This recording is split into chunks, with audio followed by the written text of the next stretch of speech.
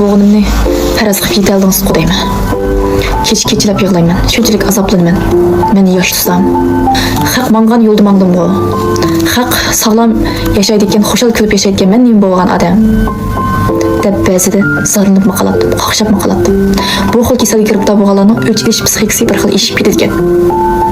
Siz yig'lab turgan vaqtingizda boshqalarning kulgini, boshqalarning xotirjam o'tgini ko'zingizga ajoyib sat ko'rindi ekan.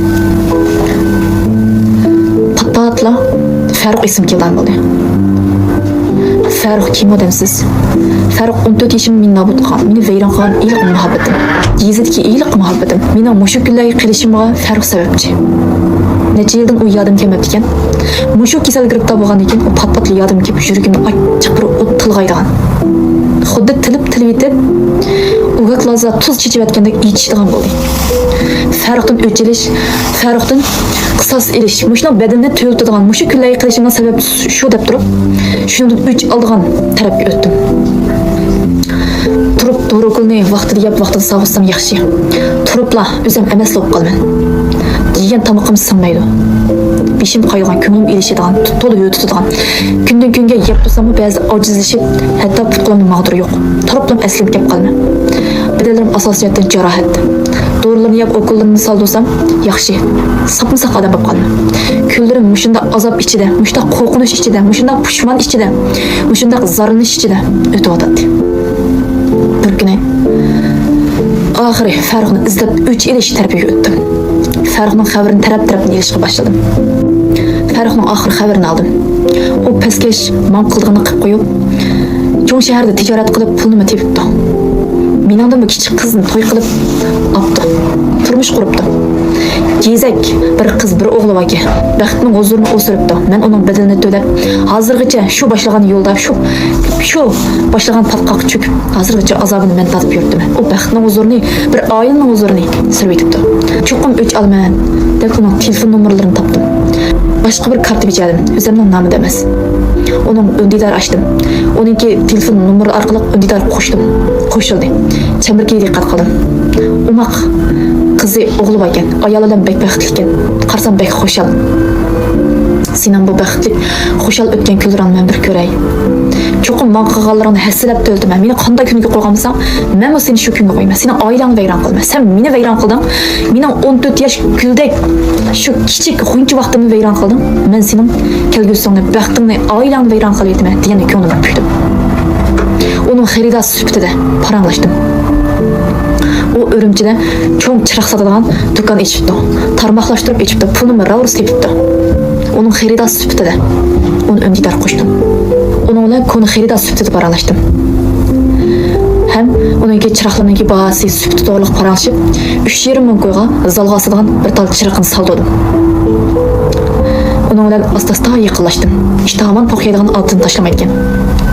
U mening aytilishlerimga naz tatib xat yozishlarim bo'yicha asta-asta mayl bo'lib, men bilan paranglashadigan, istirib to'kishadigan bo'ldi. Ayolimni yaxshi ko'raman dedi. Lekin bazimaydigan mushuk yo'q degandek, yana paranglashishni, yana bir zapas chaqining bo'lishini xohlaydiganini chetdan bildirdi. Bilib turdim. Biz shunday paranglashib yurib, omdala chiqishib qoldik, kelishib qoldik. Men Urumchiga berish uchun aeroplan bilet ipring dedim. Albatta, xohlab turib beja keldi, ipadi. Hatto yotoqlarni tatib o'rlashdi. Tuzak tanımaydigan, tushunmaydigan bir kasalmi, saqmi, shuni ilg'imaydigan darajadagi bo'shalloq bo'shalloq Farruh mening damimga shayilib qoldi. Urumchiga keldim. Buni bilan ko'rishmagili uzun yillar bo'lib ketganligi uchun, shuningdek to'nib qilishidan saqlanish uchun chechimni satrashgan kirib, seriq bo'yatdim. Ko'zlarimga seriq meyton soldim. Bir qarsa o'zimni oq seriq bo'lganligim uchun chetliklarga o'xshadim. Burunqidek qar chechim. Burunqidek ondaq ko'zlarim qapqar qunduz holatidan hozir chiqir ko'z, seriq ko'z. Meni butunlay o'zgartirib etdi. Onun bilan ko'rishdim. Tamoq yedik. O zadil sezmedi.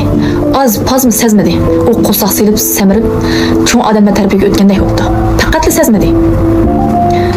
Hanim bo'lsa xush bo'ldim. O'zimdan faxrlanib qoldim. Men bu aynakka qarasam o'zimning boshqacha bir so'p qolganligimni bilgan. Chunki bu o'tiraqda men bu qo'sh qapoq chiqardim, qangsha chiqargan, boyadan bilan juyanda. Mana endi ko'zimga meyton silib, sochlarimni siyriq budirga bo'yab, boshqachalardan bo'lib qolgan. Asla uni men tanımagandim, men to'g'ri tushundim. Keşim bo'ldi. Biz oldin ep qo'ygan yotoqqa bordik. Bu qahvash qizil haraq tayyorlab qo'yibdi. İçtik, o içti. Men azroq ichdim. U xil umdala tanishilib qoldi.